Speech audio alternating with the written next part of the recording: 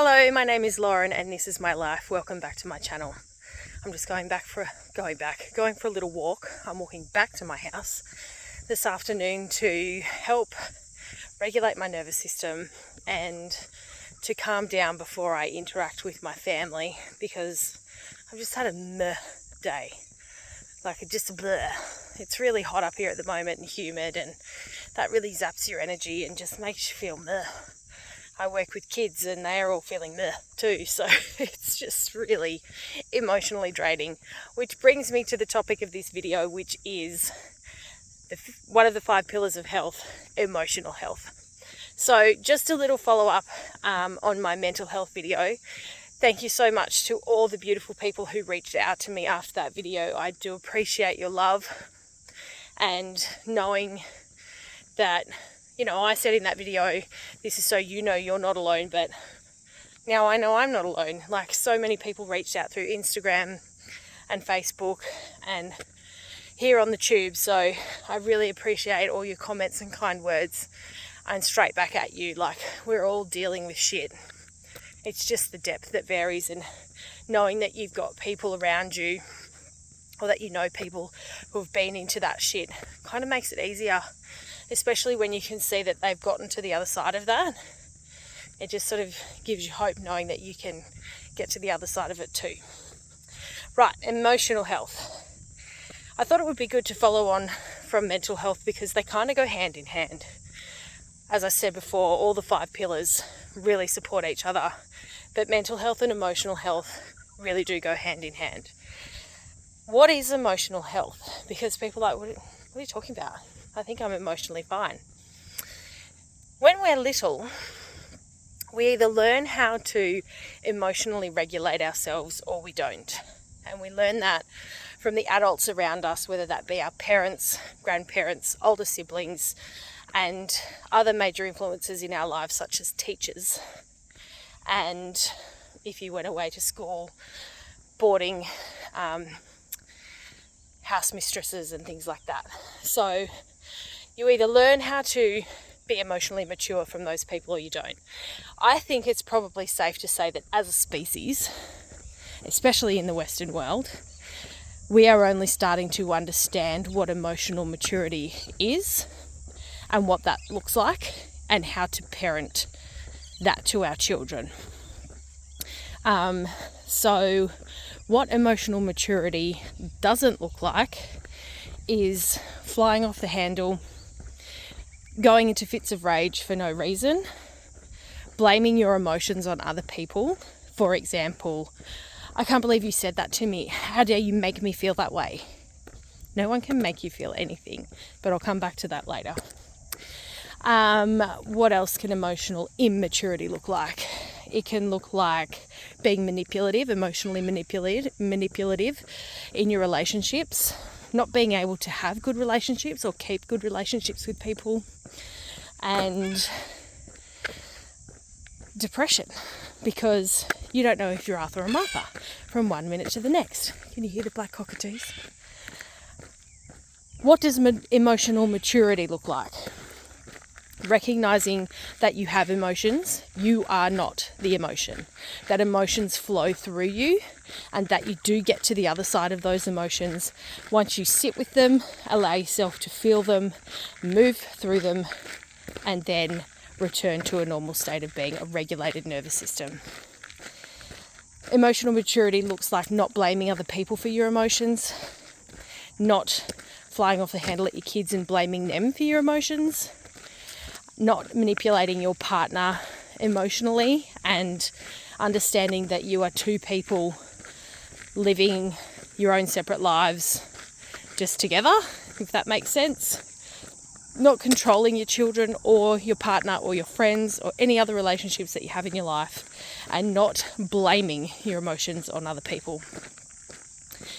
So where am I at with my emotional journey? I think that I discovered a long time ago that I am in control of how I react to certain situations, and I'm not saying that that is easy to do, because in the heat of the moment it is so easy to lash out and blame somebody else for the way that you're feeling. Grief is something that it's sort of a little bit separate. We don't blame other people for our grief, but it's when we lose something that we grieve, whether that be a person, a place, or a thing. So my own emotional maturity, I think I've been working on it for a little while, even more so since I've been working in the type of work that I'm in now. I think I was so burnt out in hospitality that I just didn't feel anything anymore. And if I did feel anything, it was like sadness and rage, as I explained in my last video of my mental health journey. But I'm learning to process what I'm feeling more. I'm learning to sit with that emotion as an emotion rather than becoming the emotion. And you're probably thinking, well, what does that mean? That means that when I'm feeling sadness, for example, I sit down and I ask myself, well, what's actually making me sad? Like, why am I actually sad? What's happened? What's been the trigger? Am I in control of this? And how am I going to get through it without hurting anybody else? Anger is a really good one for that too, because we tend to hurt other people when we're angry. How do you recognize that you are making yourself feel the way that you're feeling? Or how does that work? You have the power to react to any situation that comes your way through choice. It is a choice. It is having the emotional maturity to stop before you react and choose how you want to react to that situation. So this is where victim mindset and mentality comes into existence, because people who blame other people for the way that they are feeling are emotionally immature. How you react is a choice. It is 100% a choice, and it is your responsibility on how you react in the moment. So it's a skill. It's a skill that you need to practice, and you have to practice it on the daily. You have to be able to catch yourself before you blurt out the emotion, whether that's a nasty comment because somebody said something to you that you didn't like, whether it's a judgment at somebody on social media. Oh my God, I can't believe she's wearing that and she looks so fat. That's a reflection of how you feel about yourself, which we'll come to that later.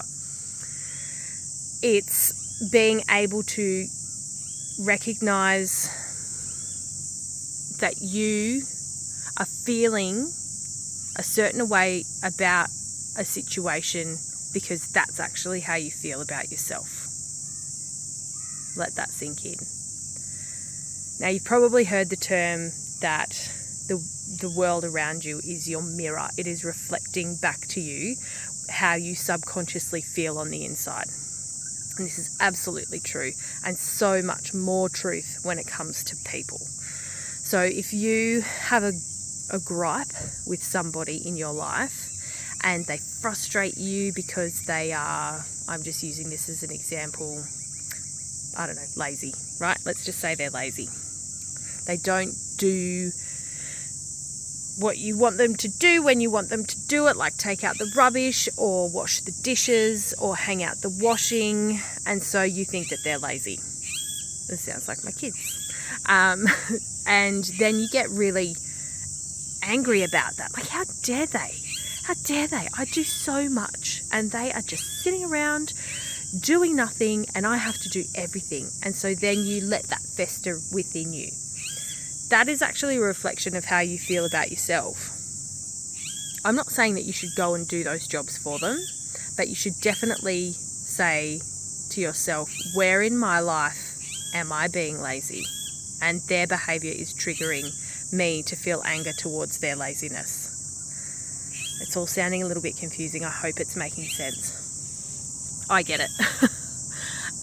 But having that skill to recognize that you are being shown parts of yourself through other people, having the skill to recognize where you are about to have an emotional outburst and go, hang on a second, is this me talking or is it the emotion talking? Let's just take a breath, allow the emotion to move through me, and then let's come back and assess the situation. How do you allow an emotion to move through you? Breath work, breathing. I cannot tell you how important connecting with your breath is when it comes to all of the 5 pillars of health. I'm going to do a separate video on it, because breath work is like, if we don't breathe, we die. And everyone's like, oh, breath work, what are you doing? Like, it's so easy. It's so, like, I just don't get why people do breath work. It's because it is our life force. Spirit actually means breath. So if our spirit is our breath, then doing breath work to help our emotions move through us, it just makes sense. So whether that's going, hang on a second, I'm about to have a reaction, an emotional reaction here, and I don't think I can handle it or contain it, or I'm letting it really affect me, remove yourself from the situation. Take yourself away, go for a walk, go and sit in your room. Try not to be disturbed by anybody. Just say, guys, I just need 10. Like on Bluey, when mum's just like, I just need 20 minutes. I bet you she was in her bedroom doing breath work. Sit down in a comfortable spot and breathe. Big breathe in to the bottom of your belly. And then there's many techniques that you can use, but obviously you're going to have to breathe out or you'll pass out. And sitting and allowing yourself to calm down, allowing your nervous system to regulate itself, and then you asking yourself the question, why am I feeling like this? Why has this emotion come into my body?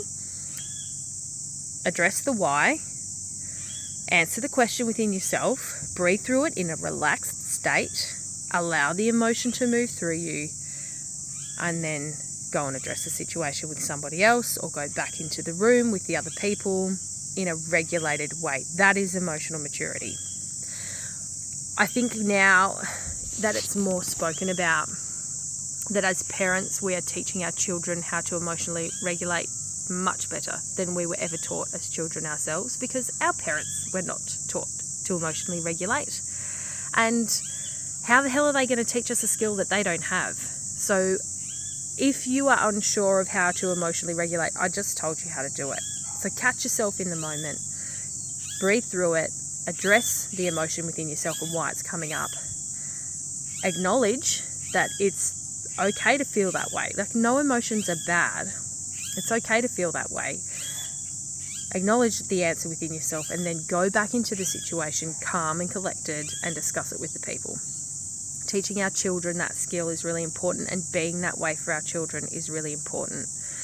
When we are little, we cannot emotionally regulate. And I see this on a daily basis. Like, I work with kids who will probably never have the ability to emotionally regulate. So you have to co-regulate with your kids, or even your partner can help you co-regulate, and you can co-regulate with them. So what are some ways that we can co-regulate with our kids especially? When a kid is having a meltdown, like a mega tantrum, it is for attention. They want your attention. They are trying to convey to you how they feel. They want you to feel the way that they are feeling in that moment, so they behave in a way that's going to make you feel the same way as they're feeling. So if a child is frustrated and they have a mega tantrum in public, then you are going to feel frustrated about their behavior. So recognize that, and then get down with them and co-regulate with them. Whether that's contact and an oxytocin release via touch. So if it's your own child, you absolutely need to bring them to your skin and hug them and hold them and allow them to have that emotional release, because they cannot regulate their emotions. You have to help them do it.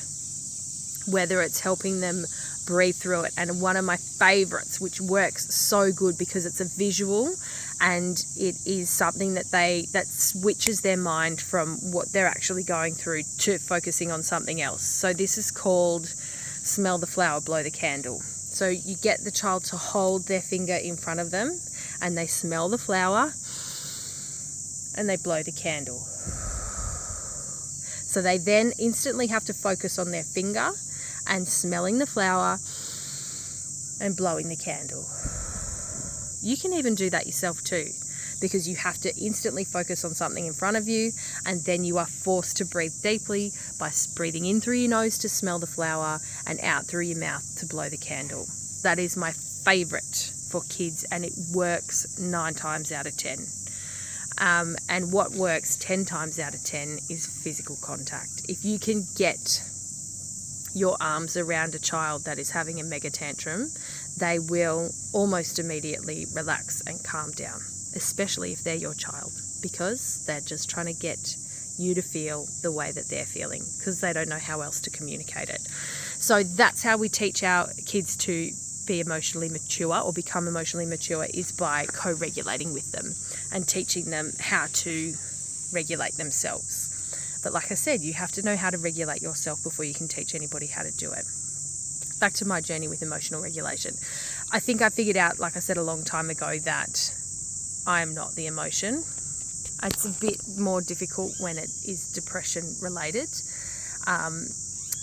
But I think in the last 12 months especially, I've gotten so much better with emotionally regulating myself and going, this is about how I'm reacting to a certain situation. I'm going to calm down before I talk about it with that person, or before I go and have dinner with my kids, or before I go and talk to my mum on the phone, or whatever. You cannot blame your emotions on other people, and that is emotional health. Learning how to emotionally regulate, knowing that you are not the emotion, that it is only moving through you, and knowing that all emotions are okay. It is okay to experience all emotions. And then having developed practices to help you calm your nervous system down. We all live in this state of constant fight, flight, fawn, or freeze. Everybody is living in high stress. Everyone. And it is so evident at the moment. So many, like the world is crumbling around us because all of these people are just living in high states of stress. This is not normal. It's not okay for people to live like that. It's not okay for you to live in constant states of stress. But we do it so much these days that we don't even recognise that we are living in a constant state of stress. I went and did a Wim Hof workshop with my bestie, and I was like, oh, I think I'm pretty good. Like, I'm fine. I was at a good point in my life, and I was like, yeah, I'll go. I just want to see what it's like to get in ice, you know. Oh my God. The 3 days after that workshop, I was like stoned. I was that chilled out. Even my sister said to me when I went home, like, what is, like, are you all right? And I was like, I'm just so relaxed. I'm so calm. I just feel so grounded and in my body, and I just feel so at ease with everything, to the point where I was able to give my children so much more attention. I was able to be so much more present in every aspect of my life. So when we're in a state of stress, we're jumping from one thing to the other. We're not actually present in anything. So I think it's really important that we, as a collective, move out of that, because it's just fucking us up. So that's my journey with my emotional health. I think, like I said, I recognised early on and addressed it and taught myself the breathing techniques and taught myself meditation. I didn't teach myself, I decided to meditate, which there's lots of things, lots of ways that you can do that. And having the presence of mind to practice those things, because perfect practice makes perfect. So if you don't, like, you can be aware, but if you don't put all of these things, practices in and strategies into play, then they're just not going to work for you, and you're going to be an emotional wreck, and you're going to traumatize your kids. Simple.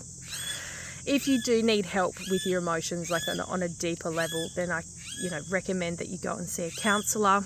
They can definitely help you with that. They can give you techniques. You can even go and see a coach. You can see a wellness counsellor, which I am a qualified wellness counsellor, and they can give you the tools to help you have emotional maturity, because as we move forward as a species, we need to grow up emotionally. That's it for emotional health. I think I've rambled on for long enough. 20 minutes is pretty good. If you like this video, please give it a thumbs up. Also, don't forget to subscribe to my channel. I will be continuing to go over the 5 pillars of health. We've got social or community health and spiritual health left to go through. And then I think I'll just dive into videos of techniques and tools that you can use to help you work your way through all of those. So definitely going to do a video on breathwork pretty soon, I reckon. Head over to my Instagram, give me a follow there. My handle there is This Lauren's Life. And over on Facebook, I'm just Lauren Cox. So go over there and be my friend, and we can be friends and we can go on this journey together. But thank you so much for watching. I'll catch you on the next one.